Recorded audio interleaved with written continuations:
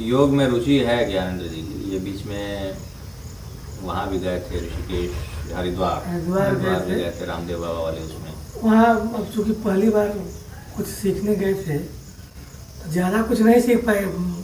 1 हफ्ते की बात थी। घर पे आके अभ्यास किए, कुछ सीखे हैं, लेकिन क्या सीखे जब यहाँ आए तो हमको लग रहा है कुछ नहीं जानते। उसमें क्या है ना, बीमारियों से संबंधित कुछ चीज़ें बता देते थे लोग।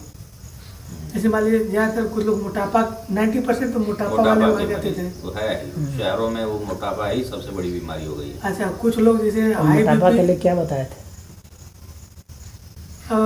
कई चीज़ें उसमें बड़ा काम कराते थे। हम तो मोटापा वाले थे नहीं, हम जो गए थे तो थोड़ा हाई बीपी और इसके लिए तो कई आसन बताया, लेकिन वो धीरे धीरे हम भूल ही गए। जो हमको ज़्यादा अच्छा लगता है वो प्राणायाम और कुछ यौगिक जॉगिंग वगैरह ये सब करते हैं घर पे। लेकिन आज तो बैठने का तरीका ही अभी तक जो करते थे ना, आज महाराज जी बताया कि वो तो प्रथम स्टेज है। अभी कोशिश कर रहे होती बैठने का, लेकिन बैठ नहीं पा रहे। तो है चीज़ें इतना डीपली वहाँ नहीं बताया जाता। जैसे सामूहिक 100 लोग खड़े हैं वहाँ, बैठे हैं वहाँ, 100 लोगों के हिसाब से चलना था ना वहाँ, तो इस तरह से था। अब यहाँ हमने केवल हमारे लिए बताया कि ये वो तो भीड़ जितनी जनरलाइज हो जाएगी ना, हाँ, उतना ही ज़्यादा वो होता जाएगा। बताने का जो रेंज है हाँ, वो घटता जाएगा। हाँ, घटता जाएगा। स्पेसिफिक नहीं बताते लोग ना। जैसे अब जैसे आपने बताया इनका कई तरह का हाथ वाला एक्सरसाइज। हाँ, तो मैं स्पेसिफिक बताता हूँ ना। हाँ, हाँ, लेकिन भीड़ में जब मुझे भी कराना होता है तो वैसे ही होगा। सामान्य नहीं बताता हूँ, लेकिन उतना भी सामान्य नहीं बताता हूँ जितना भी बताते हैं, जो बहुत ही ज़्यादा सामान्य बताते हैं उतना सामान्य मैं नहीं बताता हूँ, भीड़ में भी कराता हूँ। अच्छा, उसमें जो सिखाने वाले भी थे लोग ना, बहुत जैसे लड़के ही थे। वो पहला लक्ष्य तो ये होना चाहिए ना कि जो जिस चीज़ के लिए बताया जा रहा है वो चीज़ परफेक्टली हो जाए उसमें, यानी उस चीज़ से वह होता हो। अगर नहीं होगा तो उसका योग से ही विश्वास उठ जाएगा। वो भले नहीं कर पाए। हमें सबसे पहले रक्षा उस व्यक्ति की नहीं करनी है, पहले हमें रक्षा योग की करनी है। हाँ, क्योंकि योग विद्या पर आँच नहीं आए, उस पर अविश्वास नहीं हो, इसलिए पहले उसकी रक्षा करनी, बाद में सामने वाले के हिसाब से अगर बताने लगेंगे तब तो हो सकता है वो बहुत कुछ नहीं कर पाएगा। हाँ, कुछ नहीं कर पाएगा। और उसके हिसाब से सिंपल सा बता दिया मान लीजिए 2-3 और उससे उसको ठीक नहीं हुआ तो वो फिर गाली देगा योग को, कहेगा कि नहीं होता है ठीक। वो ऐसे कहेगा, इसलिए वो चाहे ना कर पाए, भले ना कर पाए। हाँ, मैं ऐसा नहीं बताता, मैं अलग ढंग से बतलाता हूँ। मेरे बताने का तरीका यही है कि मुझे योग की रक्षा पहले करनी है, उस व्यक्ति की नहीं। योग के प्रति मेरी निष्ठा ज़्यादा है, इसलिए वो कर पाए या मत कर पाए उसकी प्रॉब्लम है। जिससे वो ठीक होगा वो बता देना है, ताकि वो दोबारा कभी नहीं आके ये कह सके कि वो मैंने किया ऐसा नहीं हुआ। हाँ, लेकिन तो हमारे यहाँ से जो भी आता है वो कभी ऐसा नहीं बोल सकता कि मैंने किया नहीं हुआ। आज तक जैसे मैं अभी करीबन 40 वर्ष में सिखा रहा हूँ। हाँ, लेकिन ऐसा कभी नहीं हुआ कि कोई कह दे कि मैंने किया और नहीं हुआ ठीक।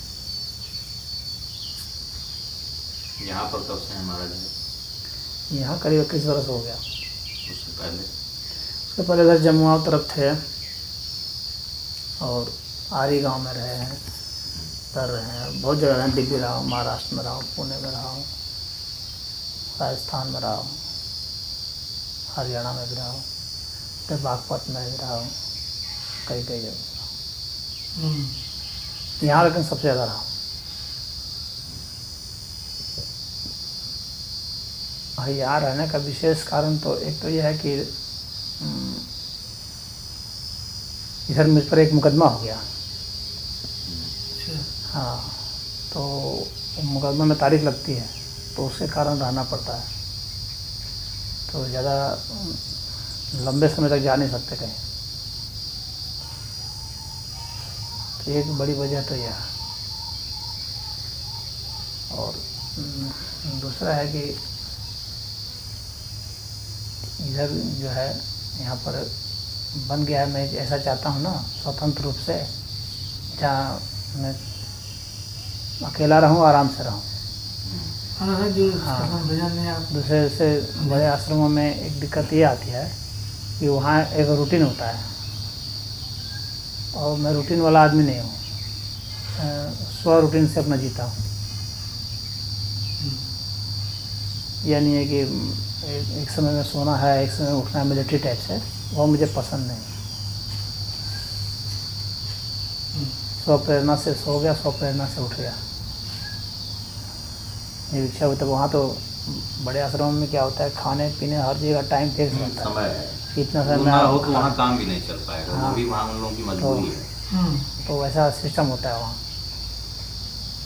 तो उस हिसाब से वहाँ होता है, तो वो इंस्टीट्यूशनलाइज हो जाता है ज़्यादा। तो उस तरह का जीवन मुझे पसंद नहीं है। मैकेनिकल वे के अंदर हाँ, इंस्टीट्यूशनलाइज मशीन लाइफ जैसे पसंद चल करता रही हूँ। है।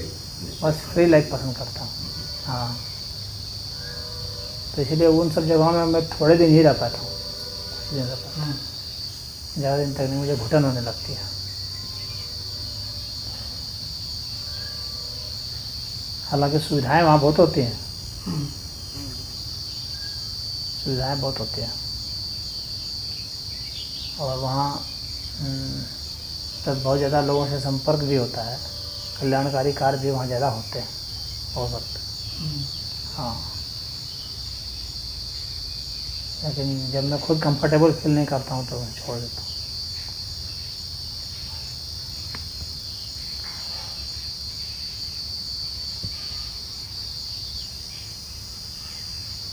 काफी शांत है। यहाँ भी हाँ बहुत शांत है। शांति। हाँ, वहाँ वो दूसरी जगह ना अलग अलग ढंग से अलग अलग विचार के लोग आते रहते हैं ना, कई कई जी। वहाँ।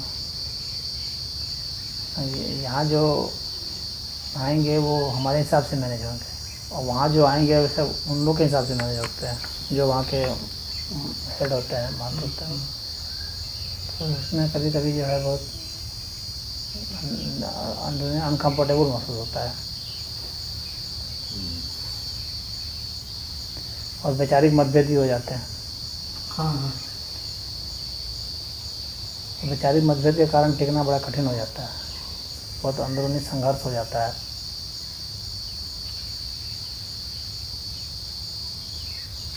और मैं थोड़ा खुले दिमाग का आदमी हूँ, तो उस वजह से जो है जहाँ मुझे लगता है कि ये बात सही नहीं है वहाँ बोल देता हूँ, तो उन लोगों को ऐसे भी दिक्कत होती है।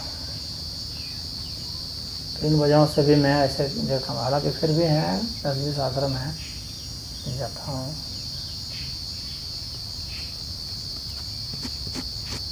इधर गहमर में भी रहा हूँ, बलौरा में रहा हूँ। गहमर में वो हनुमान चबूतरा है, गए हैं कभी? नहीं गए। गहमर तो गए हैं, लेकिन ये हनुमान चबूतरे की जानकारी है। बहुत बड़ा चबूतरा है, सबसे ऊंचा है, गहमर का सबसे ऊंचा स्थान है।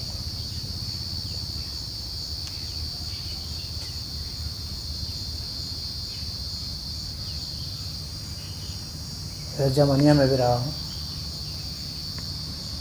जमनिया स्टेशन में, कस्बे में भी रहा हूँ थोड़े दिन, लेकिन स्टेशन पर एक ज़्यादा दिन रहा हूँ।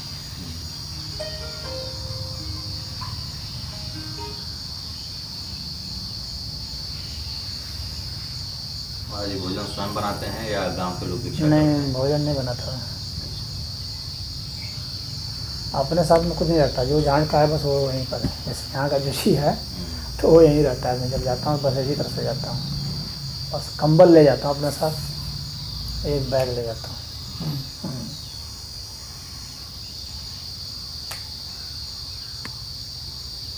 पानी में बाहर में जाता हूँ तो ऐसे हाथ से पी लेता हूँ,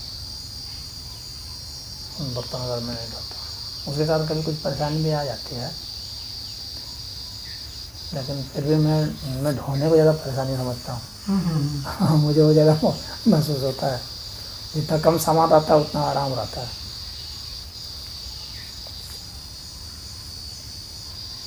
और लगभग सभी आश्रम में सब सामान सब रहते ही है, कोई दिक्कत नहीं होती है। और कहीं ऐसे बीच में किसी गृहस्थ के यहाँ रुक गए, किसी मशीन पर या कैसे, या कहीं स्कूल में या ऐसे ऐसे कहीं भी, तो वहाँ पर भी लोग यहाँ के हैं वहाँ कुछ इंतजाम तो कर ही देते हैं।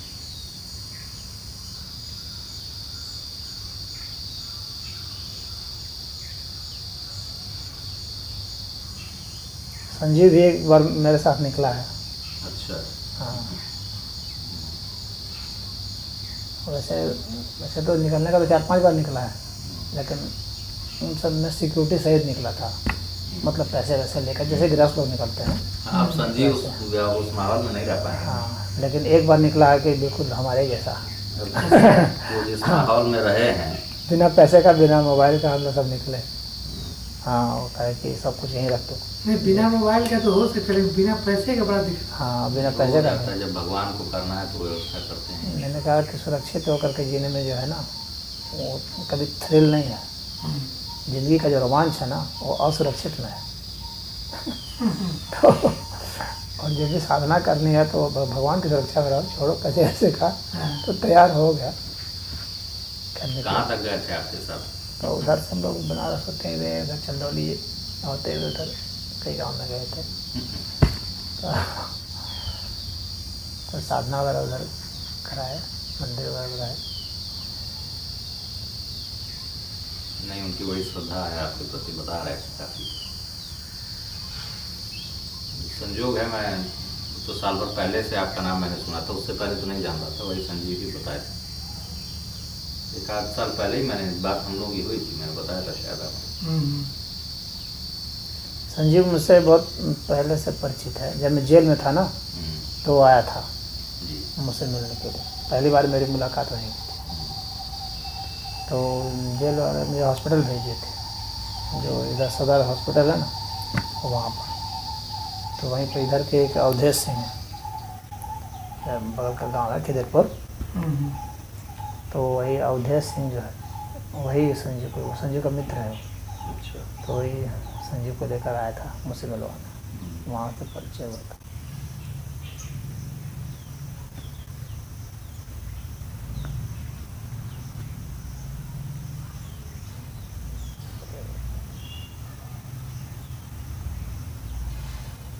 तो वैज्ञानिक बुद्धि का आदमी है, तर्क पसंद है।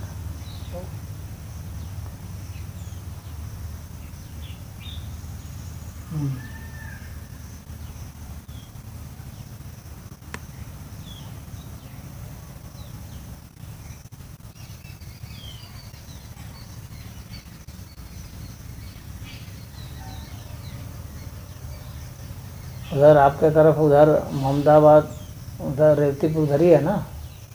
रेवतीपुर थोड़ा राजी इस सा तरफ कट है, है। नदी उस पार।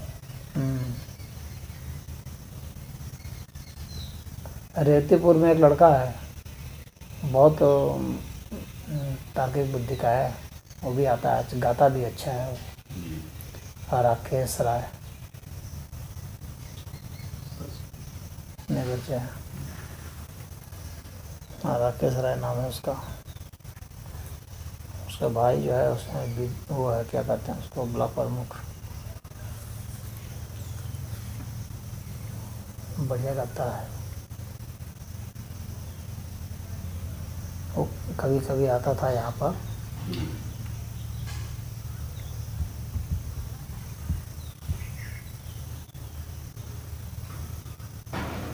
बहुत तरह की जिज्ञासाएं उसकी है।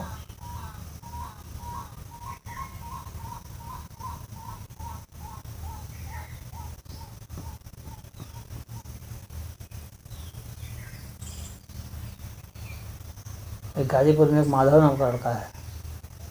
माधव कृष्ण। माधव। हाँ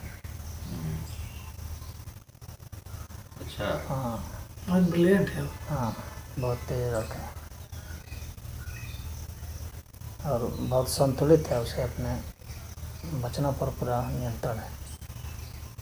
इसमें काफ़ी अच्छा उनका जो है, काफ़ी संतुलित बोलता है। स्कूल भी उन्होंने खोला है, प्रेसिडियम करके स्कूल खोला है। गया हूँ मैं उसके स्कूल पर। जी।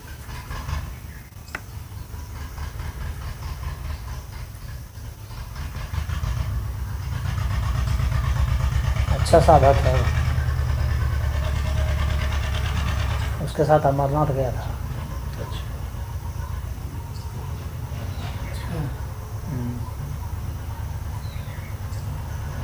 तो रास्ते में हम लोग का सत्संग होता था अमरनाथ यात्रा पर था वो, साथ साथ चलते थे हम लोग। जी।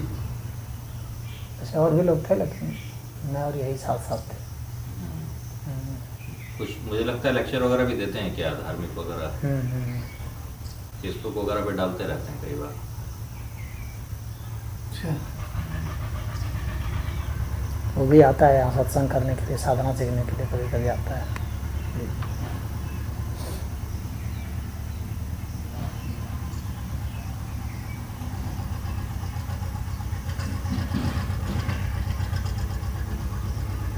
साधना है क्या महाराज, किस चीज़ को साधना कहा जाए?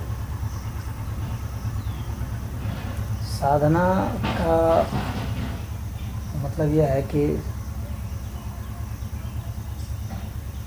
हम ऐसे कर्म करें, ऐसे विचार रखें, ऐसी भावना रखें जिससे कि हम इंद्रियों से परे की जो सत्ता है उसको महसूस कर सकें। वह सत्ता जो कि बिंदु से सूक्ष्म है, उस सत्ता को महसूस कर सकें। और उसके पहले की भी जो साधनाएं हैं, जो सामान्य साधना में से गिनती होती है, वे भी महसूस होती हैं, वे भी आध्यात्मिक साधना में ही आती हैं, लेकिन थोड़ा हल्की है। जैसे सांस पर अपने को ध्यान देना, जैसे दिल की धड़कनों पर, नस नाड़ियों पर, इनको महसूस करना, विचारों को महसूस करना, तो ये सब साधना है। यानी अपने पर प्रयोग करना, ऐसा प्रयोग करना जो कि हमें सूक्ष्म से सूक्ष्म जो है अनुभूति दे सके, जो सामान्य स्थिति में नहीं हो पाता है। तो ये सब साधना के तहत आएंगे। महाराज उसकी ओर आकर्षण कैसे हो, मतलब उससे क्या होगा अगर वो अनुभव प्राप्त होंगे भी, तो उससे क्या होगा, मैं ये जानना चाह रहा हूँ। तो एक अनुभव होगा और क्या, वैसे हम लोग कोई देख लेते तो इससे क्या होता है, बस देखते ही तो है, होता क्या है। तो सामान्य जीवन में और फिर साधक में क्या फ़र्क है? फ़र्क है, उसको अलग चीज़ की अनुभूति होती है। जैसे एक आदमी जो है, मान लीजिए एक आदमी जो नहीं देख सकता है, वह और एक देख सकता है, उसमें क्या अंतर है? बस इतना ही अंतर है कि एक देख लेता है, एक नहीं देख पाता है, और तो कुछ अंतर है नहीं। ऐसा ही है। दूसरा है कि दुख और दर्द के संदर्भ में अंतर है, सुख और शांति के संदर्भ में अंतर है, तो ये सब अंतर आ जाते हैं। उसके शरीर में अगर रासायनिक अर्थ में बात करें तो एंडोर्फिन की मात्रा ज़्यादा बढ़ जाती है, और इस वजह से उसे ज़्यादा सुख शांति सुकून मिलता है, वो ज़्यादा रिलैक्स्ड रहता है। और बाकी आदमी स्ट्रेस में रहते हैं।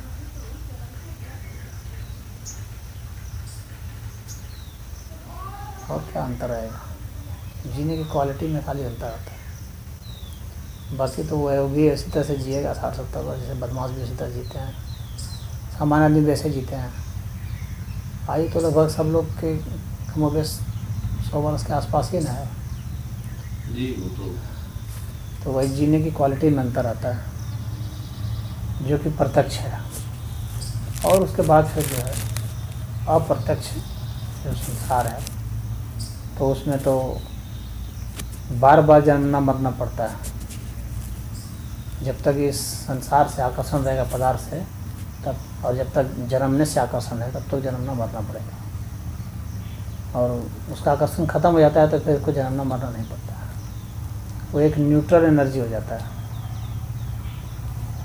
पॉजिटिव नेगेटिव नहीं रह जाता है, आकर्षण विकर्षण नहीं रह जाता, उसके चार्ज जो हैं वो न्यूट्रल हो जाते हैं।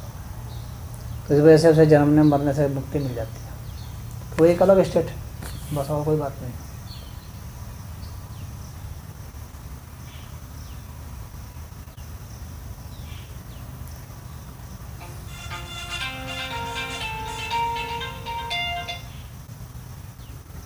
जन्म मरण से मुक्ति जिसका जैसे इस सांसारिक जीवन से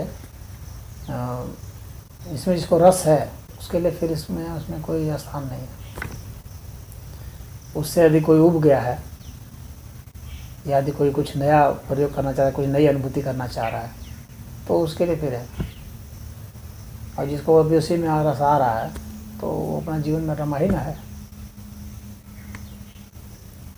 वो तो वहाँ लगा ही हुआ है। लेकिन जब देखता है कि इसमें अब रस नहीं रह गया, हताश हो गया, थक गया, निराश हो गया, पीड़ित हो गया, तो मनुष्य सुख शांति की तलाश में सब कुछ कर रहा है ना। वो दारू पी रहा है या गांजा पी रहा है, चाहे खीर खा रहा है, तो इसीलिए में खा रहा है कि उसको सुख शांति मिले, ऊर्जा मिले, ताकत मिले। समस्त चेष्टाएं आनंद प्राप्ति के लिए। हाँ, तो उन चेष्टाओं से जब वो थक जाता है तो फिर वो एक कुछ नए रास्ते पे चल पड़ता है कि शायद इधर से कुछ हो जाए। इतना लोग रुपया कमा रहे हैं, क्यों कमा रहे हैं? टाटा बिरला जो अभी तक इतना कमा रहे हैं, अंबानी सब इतना कमा रहे हैं। हालांकि एक सामान्य आदमी भी कमा के जीवन गुजार ही नहीं रहा है, तो उसको भी तो गुजार लेना चाहिए था, लेकिन फिर भी वो संतुष्ट नहीं हो पा रहा है, क्योंकि वो सोचता है अब शायद मुझे सुख मिल जाएगा जो अब नहीं मिला, अब मिल जाएगा, नहीं मिला। तो इस तरह से करते करते करते करते जब वो उब जाता है, जब देखता है कि बस इसमें कितना भी जीरो ऐड करते चले जाएंगे अपनी संपत्ति में, कोई बात नहीं, बस लोहा, लकड़ी, प्लास्टिक, सीमेंट, यही सब नहीं इकट्ठा करेंगे, और वो ज़िंदगी को नहीं दे सकता है। जो संसाधन है, ये संसाधन हमारे एक बेसिक जो हमारा लाइफ फोर्स है उतने तक तो वो प्रोवाइड कर देता है, लेकिन उसके बाद फिर वो बर्डन हो जाता है, फिर वही दुख देने लगता है। ये इस पदार्थ का ये एक नियम है। हाँ, कि सामान्य पदार्थ आपको एक सामान्य स्थिति तक ही देगा, एक लिमिट तक ही आपको जो है देगा, जब तक आपका पेट नहीं भरा है, कपड़े लत्ते नहीं हो गए तब तक। और उसके बाद फिर क्या होगा कि फिर इसी को सुरक्षित रखने के लिए आप इस सामानों को इकट्ठा करते हैं, बढ़ाते चले जाते हैं, फिर वे बोझ हो जाते हैं। उनको इकट्ठा करना बोझ हो जाता है, उनको बढ़ाना, उनको बचाना, उनमें ममत्व रखना, उसके कारण फिर झगड़ा करना, उपद्रव करना, मारपीट करना, तो गोली चलाना, ये करना, वो करना, जो भी सब करते हैं सब, तो ये सब फिर दुख के कारण बन जाते हैं।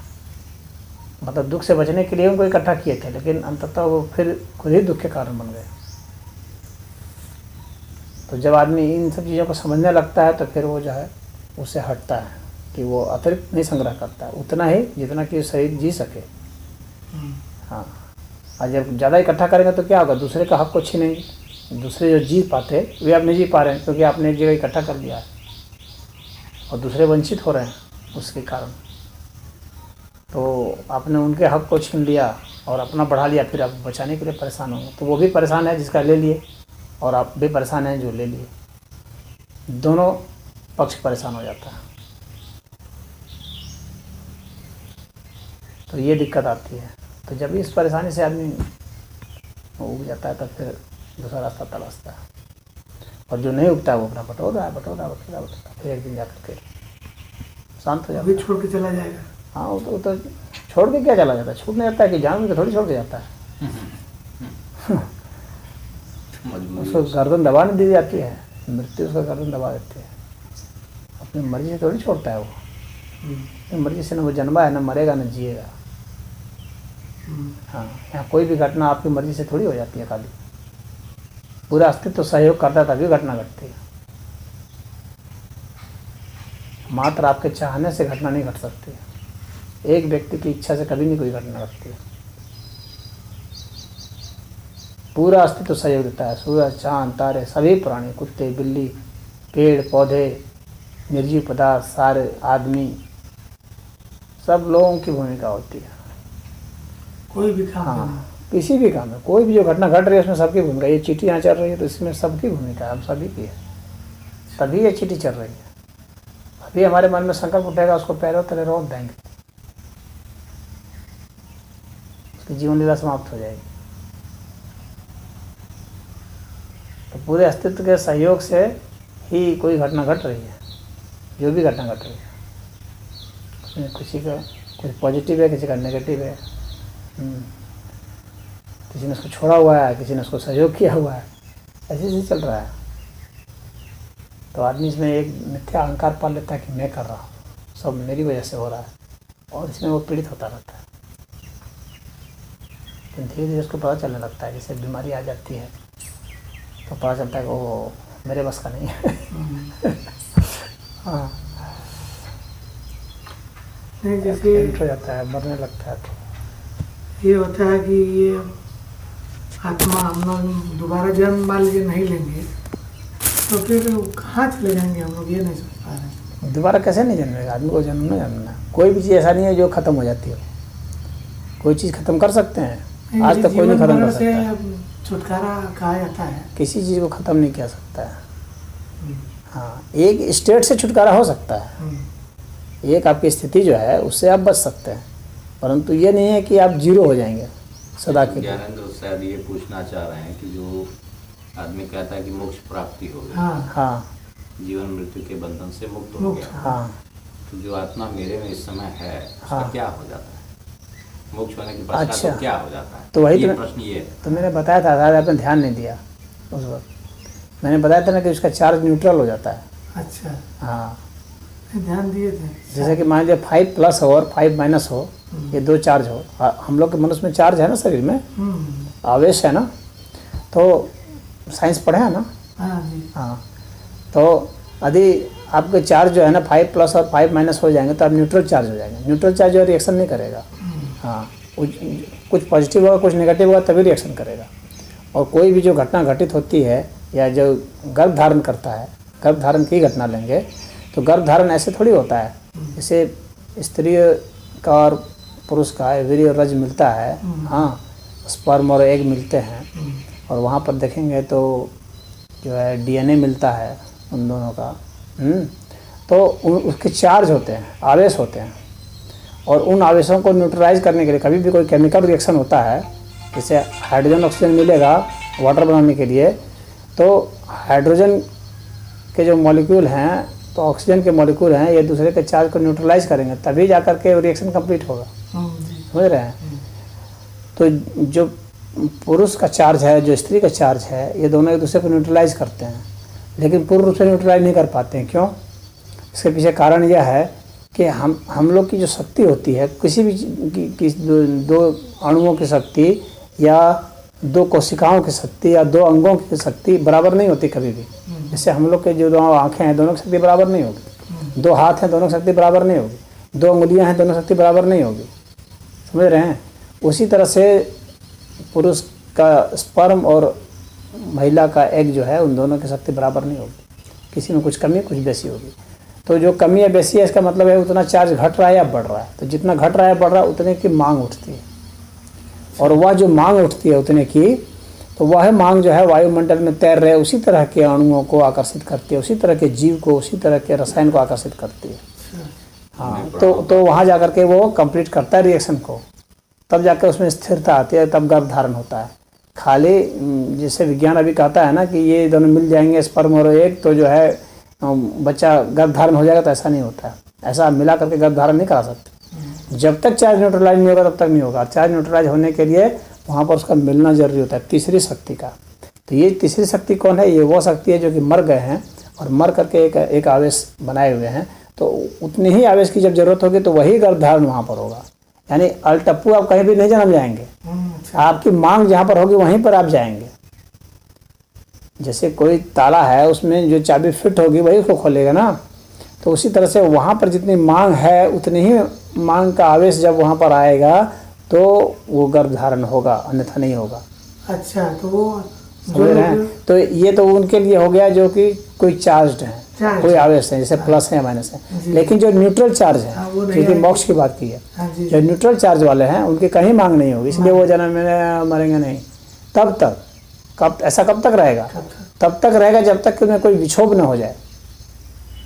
जैसे जो न्यूट्रल चार्ज में भी कभी कभी विक्षोभ हो जाता है, बाहर से कोई टक्कर होती है, जैसे कोई न्यूट्रल चीज़ें हैं रखी हुई, लेकिन जो कोई दूसरा है किसी अन्य से आवेशित होकर के, मान लीजिए एक इधर से पॉजिटिव है, इधर से एक नेगेटिव है, बीच में न्यूट्रल चार्ज मान लीजिए आ गया, दोनों की जब टक्कर हो जाएगी पॉजिटिव नेगेटिव तो आकर्षित करेंगे, न्यूट्रल वाला आकर्षित भले न करे। तो उनमें टक्कर हो जाने के कारण अगर कुछ हिस्सा कट गया उसका, तो कट के फिर उसमें वो चार्ज हो जाएगा। चार्ज हो पॉजिटिव, जाए। हाँ, और पुनः जो है उस चक्र में फिर आ जाएगा। इस तरह से ये क्रिया अनंत काल तक चलती रहेगी। इसका मतलब जो मोक्ष प्राप्त यानी जो कर मोक्ष लिए- भी है वो ये नहीं समझे कि अब कभी नहीं ऐसा होगा, ऐसा नहीं होगा। हाँ, उस रूप में भले उसका नहीं होगा ऐसा। अच्छा अच्छा। हाँ, उसका फिर जो है वो तो वैसे को इस तरह की स्थिति जो आ जाती है तो फिर से वैसे इस साइकिल में वो फिर आ जाता है। अच्छा अच्छा। वो आ जाता है। ये मैंने वैज्ञानिक पद्धति से मैंने आपको समझाया। जी जी। हाँ, मोक्ष का और इसका जन्मने और मरने का जो कारण है इस प्रक्रिया से ही होता है। और न्यूट्रल कौन होता है? जिसको ना सुख से लेना ना दुख से लेना, ना उद्धव को लेना ना माधव का देना। समझ रहे हैं? तो न्यूट्रल जो व्यक्ति बिल्कुल तटस्थ हो जाता है, जीत हार लाभ हानि, हाँ, इन सब में जो तटस्थ हो जाता है वही न्यूट्रल, उसका चार्ज न्यूट्रल है, तभी तटस्थ है।